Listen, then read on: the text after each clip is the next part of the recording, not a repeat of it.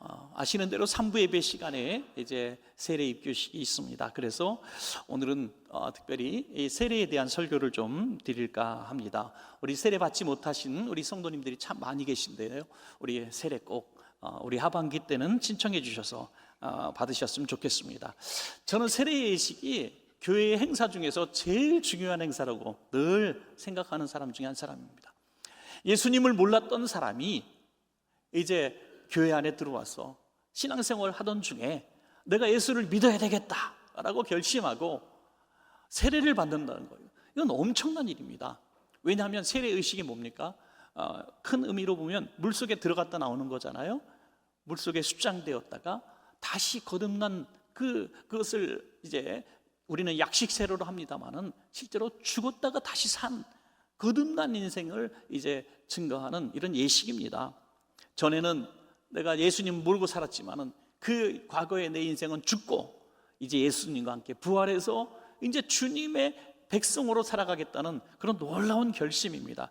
그래서 사람들이 세례식을 이 두 번째 생일이다, 첫 번째 생일은 육신의 생일이고 두 번째 생일 영적 생일로 내 생일이다, 이렇게 얘기하는 분들이 있습니다. 그래서 오늘은 예수와 함께 죽고 예수와 함께 다시 살아나는 그런 세례에 대해서 한번 생각하기를 원합니다. 첫 번째로 세례는 예수님과 함께 죽는 것입니다. 여러분, 이 그리스도와 연합했다는 의미를 이 세례 속에 담고 있는데요, 연합이 뭡니까? 하나가 된다는 뜻 아니겠어요? 그래서 무엇으로 하나가 되는가가 중요하죠. 로마서 6장 3절과 4절입니다. 그리스도 예수와 합하여 세례를 받은 우리는 그의 죽으심과 합하여 세례를 받은 줄을 알지 못하느냐?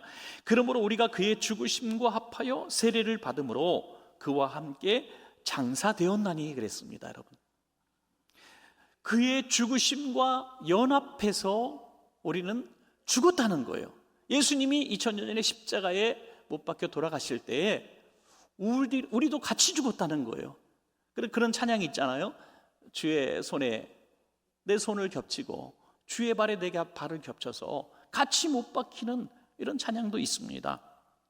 그런데 그 예수님께서 십자가에 못 박히신 이유가 무엇인가? 이게 중요하죠. 바로 저와 여러분들을 위해서 대신 십자가에 못 박히신 것을 여러분 잊지 마셔야 됩니다. 그래서 예수님이 나 대신 십자가에 못 박혔기 때문에 우리는 저 멀리서 구경하면서 야, 예수님 불쌍하다 하는 것이 아니라 이런 마음을 가져야 되는 거예요. 저 자리에 내가 있어야 됐는데 예수님이 대신 못 박혀 죽으셨구나. 그래서 우리 마음은 이런 마음이 있어야 되는 거죠.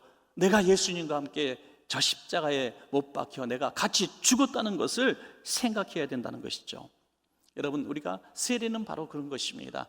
나는 예수님과 함께 십자가에서 죽었다. 내 죄도 죽고 내 과거도 죽고 내 과거의 죄악도 잘못도 또 우리 자랑거리도 다 죽었다는 거예요. 그러면 죽은 사람은 말이 없잖아요. 그렇죠? 죽은 사람은 누가 찔러도 협박을 해도 흔들리지 않습니다.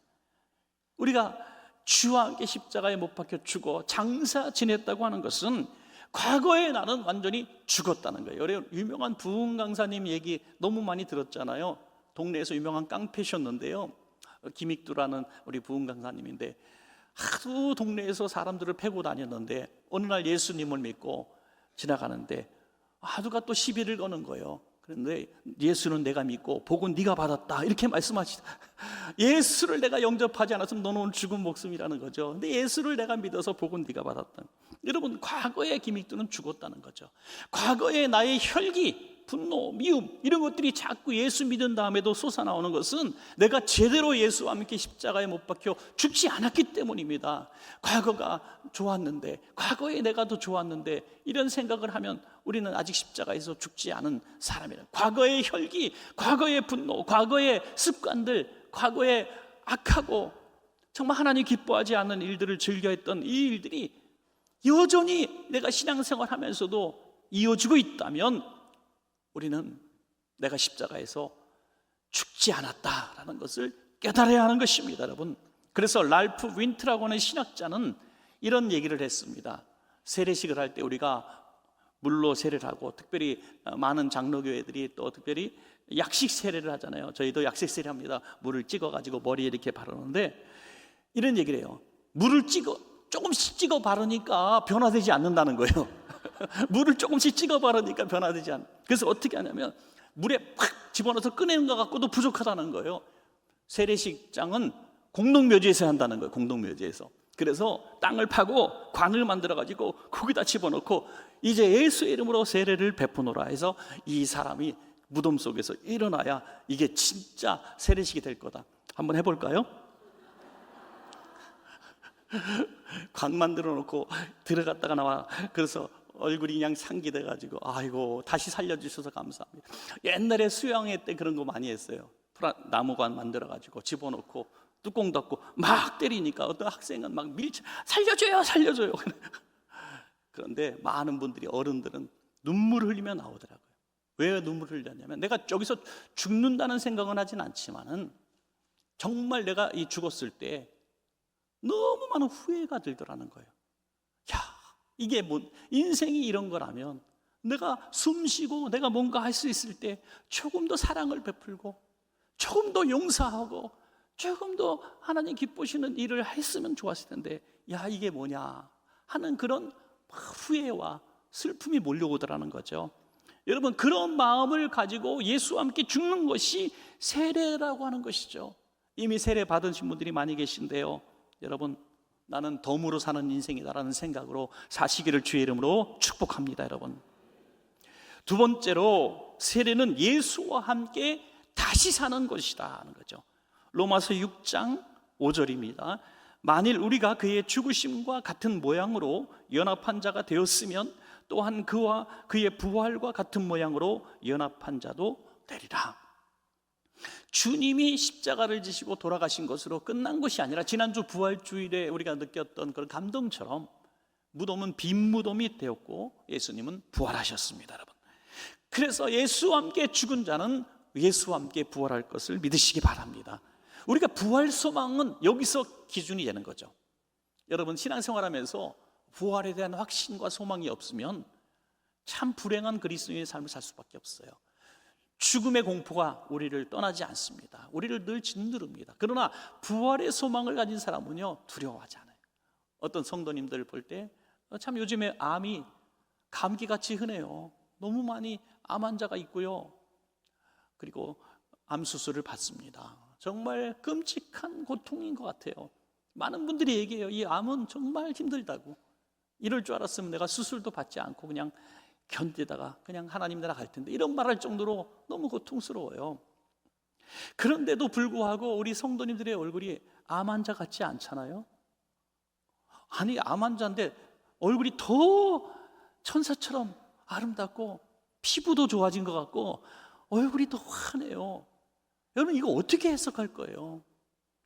이런 얘기를 하시더라는 거예요. 살면 감사하고 죽으면 하나님 나라 가니까 상관없습니다. 이게 부활 소망이에요. 내게 이런 부활 소망이 있느냐 없느냐는 중요한 뭔가가 있어야 되는데, 그게 뭐냐? 주와 함께 죽는 경험이 있어야 된다는 거죠. 주와 함께 죽은 경험이 있어야만 주와 함께 사는 부활 신앙이 생길 줄로 믿습니다. 여러분, 그러므로 오늘 하루하루 살아가는 것이 꼭 하나님 나라 가야 죽어야 가는 게 아니라 오늘 하루하루 사는 것이 천국인 거예요. 그냥 이게 부활 소망으로 사는 사람인 거죠. 하나님 나라가 이미 임한 줄로 믿습니다. 여러분, 예수와 함께 죽고 예수와 함께 부활한 사람에게는 삶의 놀라운 변화가 일어나는데, 바로 첫 번째는 이런 부활 신앙이죠. 그리고 또 하나는 뭐냐면 더 이상 과거의 죄악이 우리를 이끌어가지 못합니다. 로마서 6장 6절에서 7절 말씀 보면, 우리가 알거니와 우리의 옛사람이 예수와 함께 십자가에 못 박힌 것은 죄의 몸이 죽어 다시는 우리가 죄에게 종노릇하지 아니하려 함이니, 이는 죽은 자가 죄에서 벗어나 의롭다 하심을 얻었습니다. 아멘. 우리에게는 분명히 옛사람이 있습니다. 저는 세 종류의 사람이 있다고 생각을 해요. 예수 믿기 전에 옛사람으로 살아가는 사람, 그리고 예수 믿은 사람, 새 사람 입은 사람, 그러나 중간에 한 사람이 있다는 거예요. 여전히 옛사람을 갖고 살아가는 그리스도인이라고 하는 사람들. 이 세 종류의 사람 가운데 우리는 어떤 사람입니까? 수많은 성도라고 하는 사람들이 이 중간 삶을 살아가고 있다는 거예요. 나는 예수 믿는 사람이고 거듭난 사람이라고 자신이 그렇게 스스로 믿고 있는데 삶은 옛사람의 삶을 그대로 사는 거예요. 과거에 가졌던 습관, 자기의 직업, 또 하고 있었던 꿈, 가치관, 이것들이 전혀 변화되지 않는 거예요. 정말 전에 몇 번 말씀드린 것 같은데 제 친한 목사님의 그 성도 한 사람의 변화에 대해서 말씀을 드렸잖아요. 평생 조폭짓을 하고 큰 술집을 직원이 수백 명인 술집을 운영하는 사람이 세례받고 다음 주에 술집을 처분했다는 거예요. 할렐루야. 그리고 건전한 스포츠 시설을 만들고 거기서 이제 집사 생활을 하다가 주님 나라 부름받았던 이 스토리를 몇 번이나 들으셨어요. 여러분, 세례받는 날 내 인생이 이제 하나님의 사람의 삶을 살기 위해서 과거의 모든 죄악을 끊어버릴 수 있다는 이 놀라운 결단, 이것이 바로 예수와 함께 사는 삶인 줄로 믿습니다. 여러분, 옛사람이 그냥 살면서도 전혀 이 죄에서 벗어나지 못하고도 죄의 시조차 누리지 못했던 그 삶을 이제는 다시는 살아서는 안 된다는 거예요. 그래서 어떤 목사님은 이런 얘기를 했어요. 세례받고 예수 믿는 사람, 예수 믿고 세례받은 사람은 가문이 바뀌었다. 가문이 죄인 집안에서 의인 집안으로, 그러니까 죄씨 집안에서 의씨 집안으로 가문이 바뀌었다, 성이 바뀌었다, 이런 얘기를 해요. 여러분, 그런 것 같아요. 마귀는요 항상 과거를 물고 늘어집니다. 너는 죄인이야, 넌 이런 짓을 했잖아, 네가 니까짓 게 뭐라고, 이렇게 자꾸 우리를 정죄하고 우리를 죄의 굴레에서 벗어나지 못하게, 포기하지 못하게 만드는, 죄의 습관 속에서 우리를 벗어나지 못하게. 여러분, 만약에 우리가 살면서 그리스도인으로 살면서도 이를테면 뭐 하는 분은 없겠지만 좀 심한 걸로 하겠습니다. 마약이라고 합시다. 마약을 입에 댔었어요. 근데 내가 예수 믿고 마약을 끊었다고 생각했어. 근데 어느 날 이게 또 유혹을 받아서 잘못된 장소 가서 한번 하게 됐다고 하는 거예요. 그러면은 너무 너무 괴롭잖아요. 하나님께도 부끄럽고 자신이 원망스럽고, 나 같은 건 죽어야 돼, 나 같은 건 죽어야 돼. 그럴 때 마귀의 음성이 있고 성령님의 음성이 있는 거예요. 마귀의 음성은 뭔지 아세요? 그래, 넌 죽어야 돼. 너 같은 건 살 자기, 니까지 이게 무슨 그리스도이냐, 너 같은 건 죽어야 돼. 이게 마귀라는 거예요. 성령님은 뭐라고 해요? 회개하고 죄사함 받으라. 너는 다시 일어날 수 있다. 너는 회복될 수 있다. 나는 그래도 너를 버리지 않는다. 이게 성령님의 음성이에요. 이 마귀는 죽이는 소리고 성령님은 살리는 음성인 줄로 믿으시기 바랍니다. 그러므로 죄에서 벗어나 의롭게 되었다는 것은 내가 세례받았다고 해서 의인이 완전히 되고 다시는 죄 짓지 않는다는 것이 아닙니다. 여러분, 우리 모두 다 죄인이지만 용서받았어요. 그러나 또 죄를 짓습니다. 많은 분들이 목사님은 좋겠어요, 죄도 안 짓고 살아서 좋겠어요. 그런데 웃어야지 빨리, 여러분들, 그죠? 목사도 똑같이 죄 짓고 삽니다. 네? 여러분, 성인이 이 땅에는 없어요. 다 죄인입니다. 그런데 내가 죄인인 줄 알고 회개하고 용서함 받는 죄인이 있고, 내가 죄인인 줄 알고 꾸꾸러지고 포기해서 죄인으로 죽는 죄인이 있다는 거예요. 여러분, 우리는 늘 이런 세례를 단 한 번의 세례로 끝나는 것이 아니라 늘 예수의 피를 의지하고 어느 순간 어느 장소에든지 내 죄를 예수의 피에 의지하고 씻어버리는, 날마다 세례받는 이런 성도의 삶을 사시기를 축복합니다. 여러분, 마지막 세 번째는, 그러면 세례받은 성도는 어떻게 살아야 가야 하는가? 허드슨 테일러라고는 선교사님이 사역할 때 한 청년이 왔답니다. 그리고 이런 질문을 합니다. 선교사님, 제가요 이제 예수를 제대로 한번 믿어보려고 합니다. 그런데 예수 믿는다는 게 뭔지 잘 몰라서 묻습니다.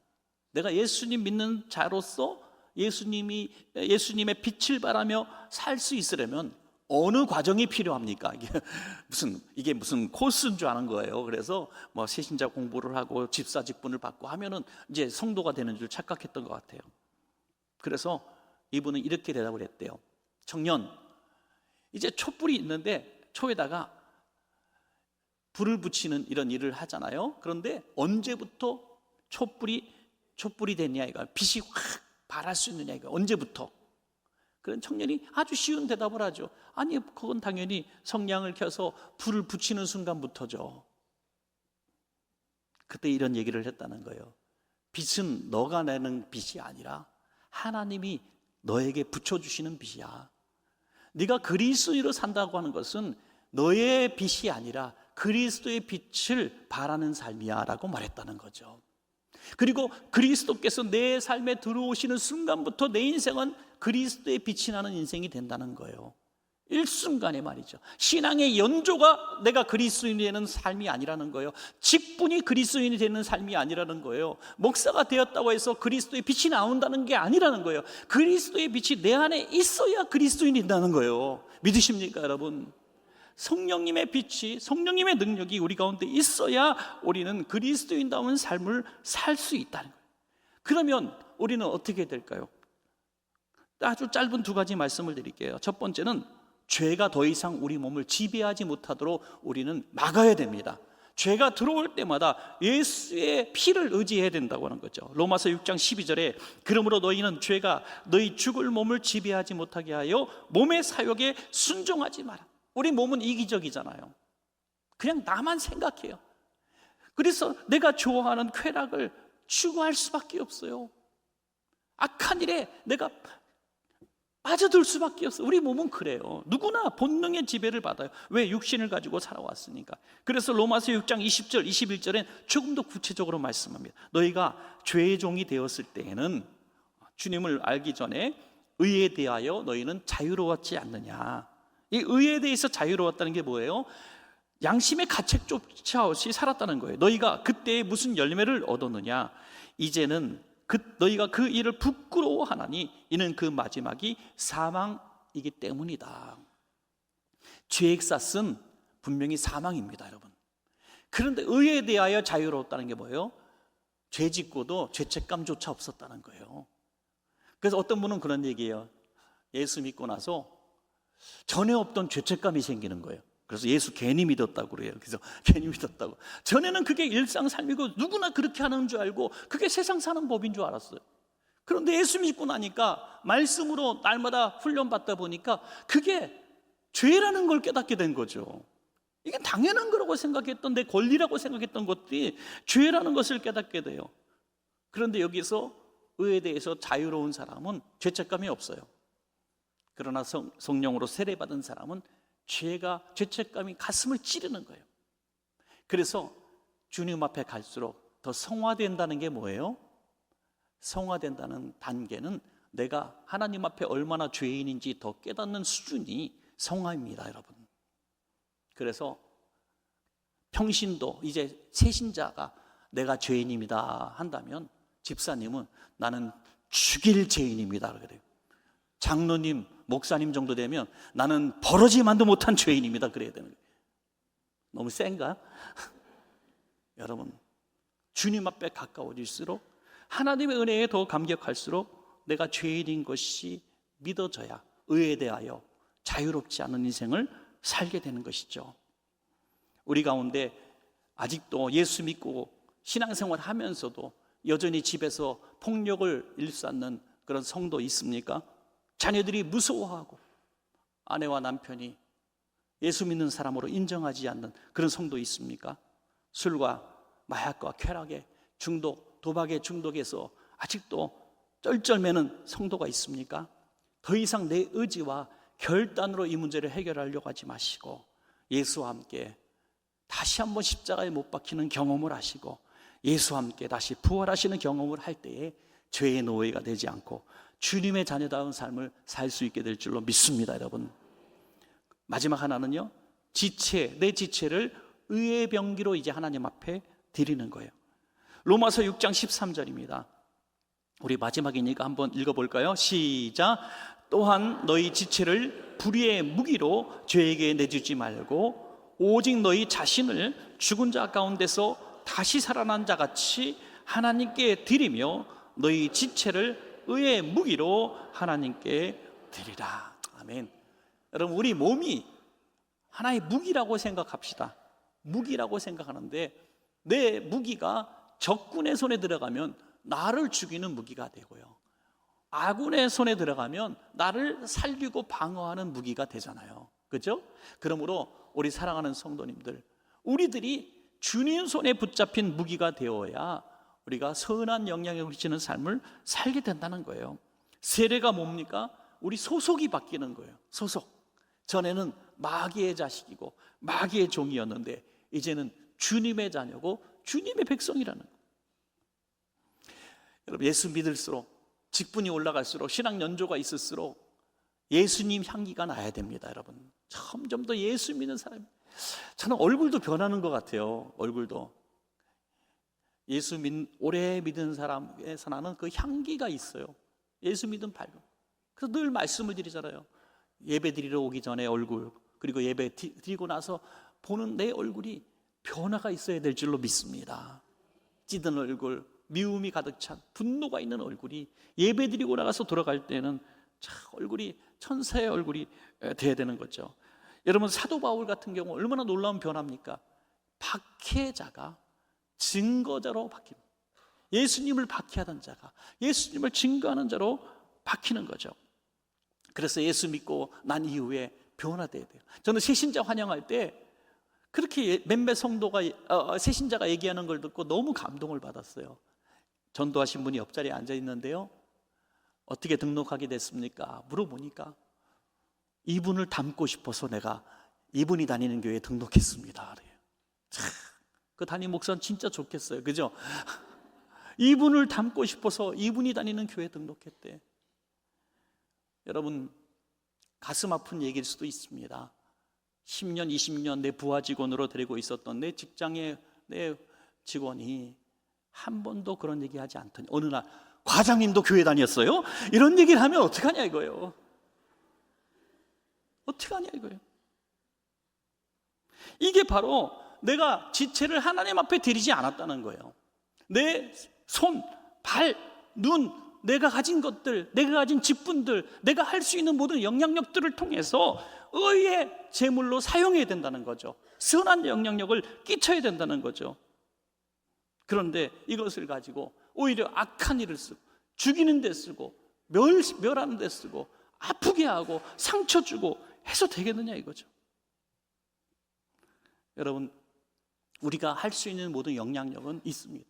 내가 부자가 되면요, 내가 높은 사람이 되면요, 아니에요. 지금도 우리의 위치에서도 얼마든지 아랫사람이 있습니다. 그 모든 사람들에게 선한 영향력을, 주님의 향기를 끼치는 삶을 사는 것이 의의 병기로 살아가는 삶인 줄로 믿으시기 바랍니다. 여러분, 기회가 그렇게 많이 남지 않았어요. 그 기회가 몇 번 주어지지 않을 수도 있어요. 천국 가면요, 제일 많이 하는 말이 껄껄껄 그런데요, 그때 내가 그렇게 할 걸, 그때 베풀 걸, 그때 잘할 걸 후회해도 소용이 없습니다. 주님이 주신 기회, 주님이 주신 시간을 가지고 어떻게 하면 살릴 것인가, 어떻게 하면 좋게 만들 것인가, 어떻게 하면 사람을 변화시킬 것인가, 어떻게 하면 이 꿈을 펼치게 될 것인가, 주님이 기뻐하시는 일에 쓰임받는 것이 세례받은 성도인 줄로 믿습니다. 여러분, 말씀을 뵙겠습니다. 세례라고 하는 것, 우리 모두에게 꼭 있어야 될 과정입니다. 예수님과 함께 십자가에서 죽고 예수와 함께 부활하여서 우리 영혼이 아직은 하나님 나라에 온전히 들어가지 못했지만 이 땅 살아가는 순간순간이 하나님 나라에서 하는 것처럼 살아야 돼요. 하나님 나라 백성으로 살아야 됩니다. 여전히 육신을 갖고 살기에 우리는 죄에 또 넘어질 겁니다.